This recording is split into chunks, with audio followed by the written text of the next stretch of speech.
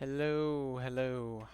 Today we're doing another Call of Juarez episode. And today I'm actually on my mic on. I haven't voiced these over before because it's gonna come out like me. Potentially I'm gonna try it out and see how it goes.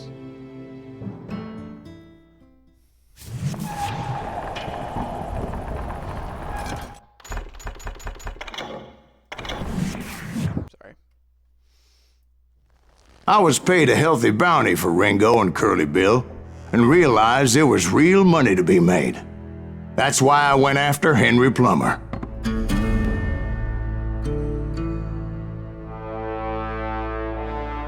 Wasn't he the sheriff who augmented his income by shaking down miners and robbing gold shipments? That's the one. Oh yeah, I remember him. He ran that gang of thieving outlaws called the Innocents. So it's true that you went toe-to-toe with him? Indeed I did, son. Indeed I did.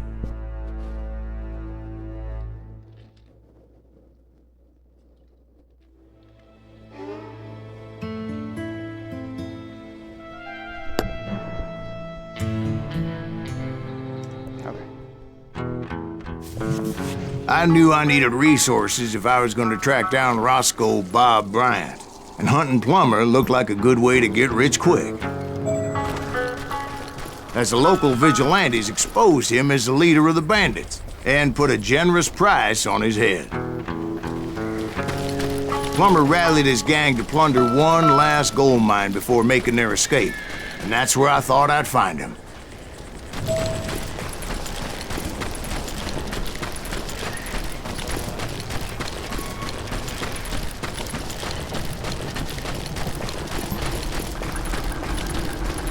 It makes me nervous standing so close to all these goddamn barrels of gunpowder. Why would you be nervous? No one has the cojones to come after us. As my late father pointed out to me more than once, God made men, but Samuel Colt made them equal.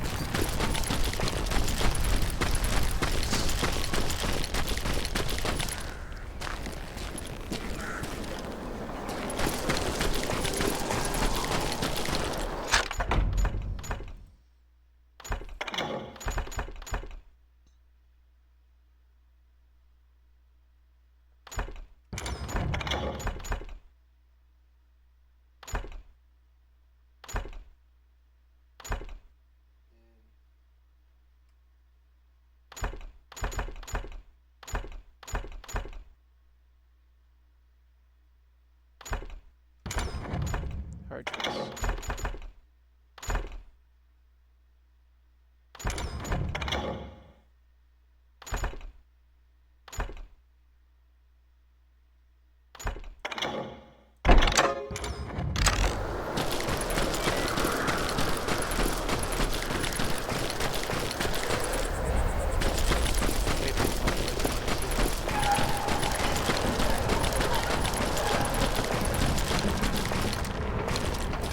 I knew that dynamite wasn't mine, so I decided the polite thing would be to return it.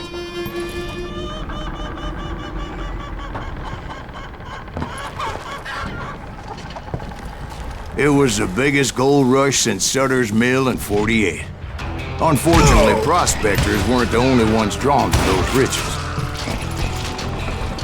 There were thieves and killers, robbing travelers and hijacking gold shipments. Like those that ran with Plummer. Some were just regular folks I knew from town, drawn by greed and easy pickings. Charlie Crow, the blacksmith. I think James, who worked in the stable. Sam and Jeremiah Barber, the butcher's son. Ordinary citizens who lived a double life. Stealing and thieving and murdering their neighbors. Of course, the rest were veterans of the Civil War. Stone-cold killers trained on the bloody fields of Shiloh and Antietam. Plummer had a lot of men on his payroll. A hell of a lot. That son of a bitch pretended to protect the public with one hand while stealing them blind with the other. He set up a defensive perimeter which I had no idea how to breach. Dangerous, desperate individual. I was outnumbered and in way over my head, but I was too damn stubborn and stupid to realize it. I thought I was some kind of hero.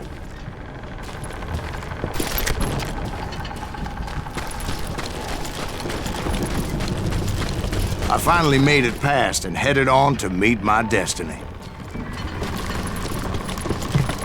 Let's make this game.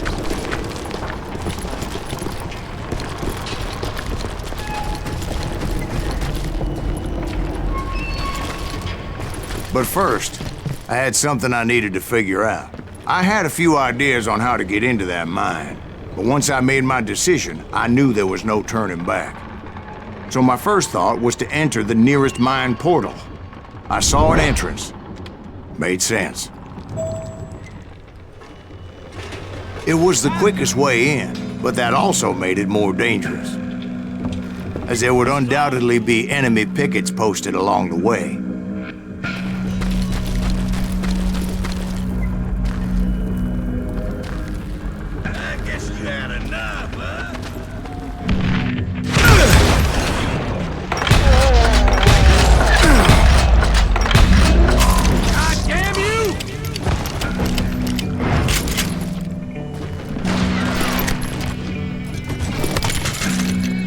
You're dead.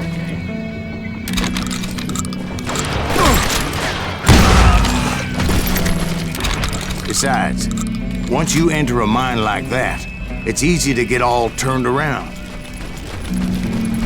And that confusing maze of corridors wouldn't even be the worst of it. Some of those shafts could be as deep as hell.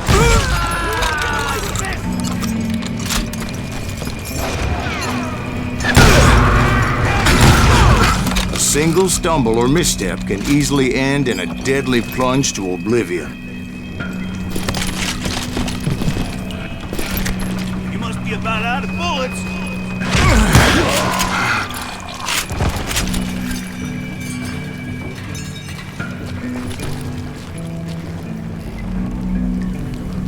Quick reflexes often make up for a lack of common sense. Luckily, I was never one to be easily bushwhacked.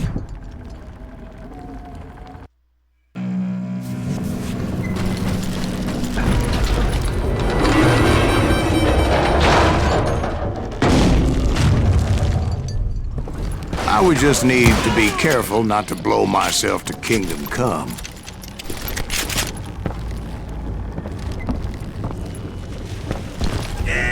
With all that gunpowder and dynamite everywhere, a body has to know what he's shooting at.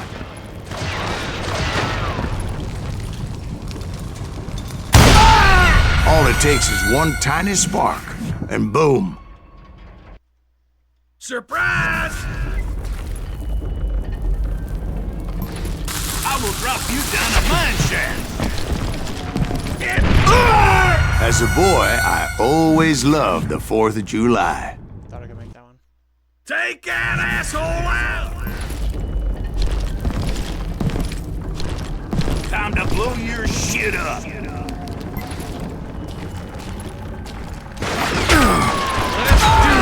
One wrong bullet could have turned that mine into a dad-blasted tomb.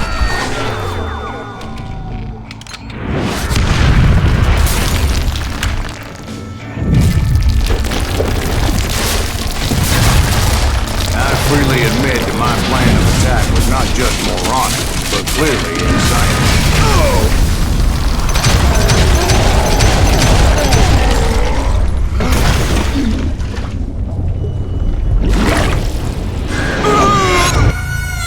It's a good thing that I abandoned that ridiculous plan before I even tried it. Instead, I spotted a ladder, a way into the mine from the opposite side.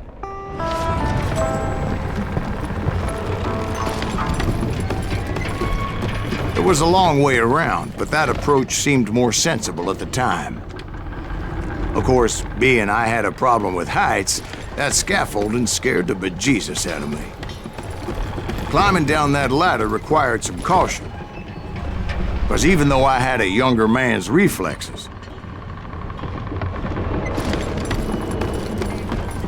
no man can dodge a damn bullet while climbing down a rickety ladder.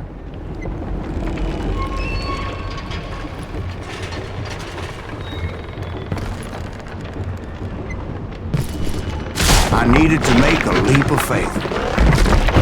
I was determined not to give up, however.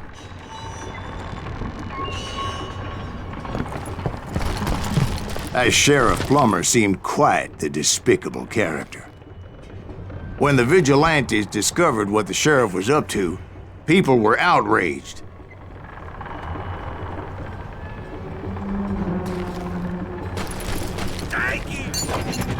That 10,000 they put on his head would go a long way to helping me find old Bob. And I had made it my mission to settle that score come hell or high water.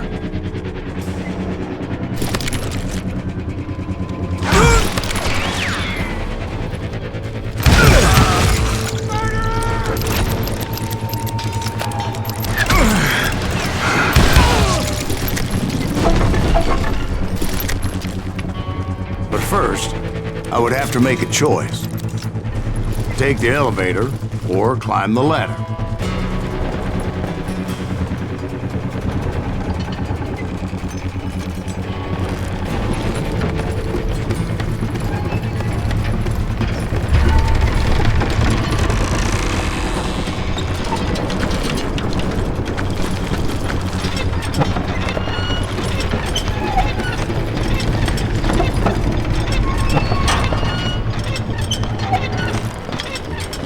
I wanted to use the element of surprise. Plus, I figured I could use the exercise. I was warmed up already, so what the hell?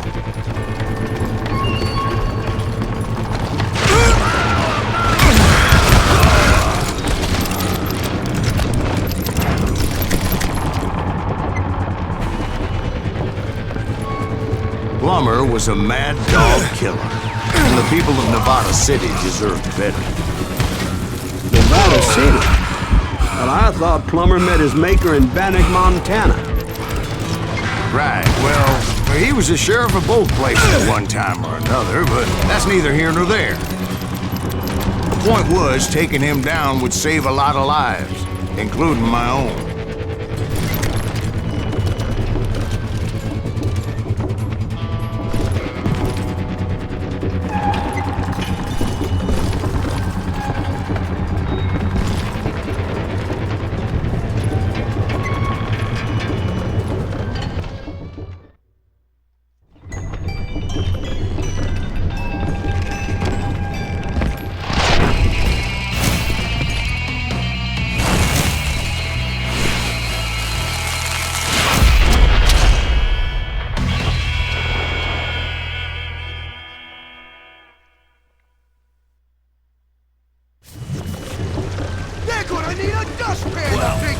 This day is just getting worse and worse for you, ain't it?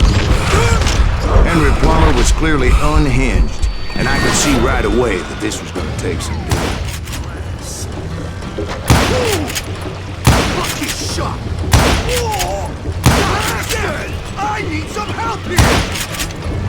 Come on, boys! Take this cocksucker out!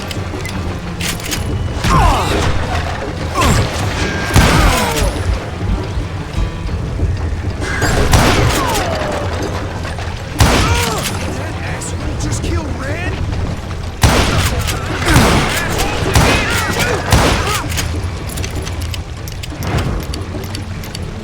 You can't hide from me.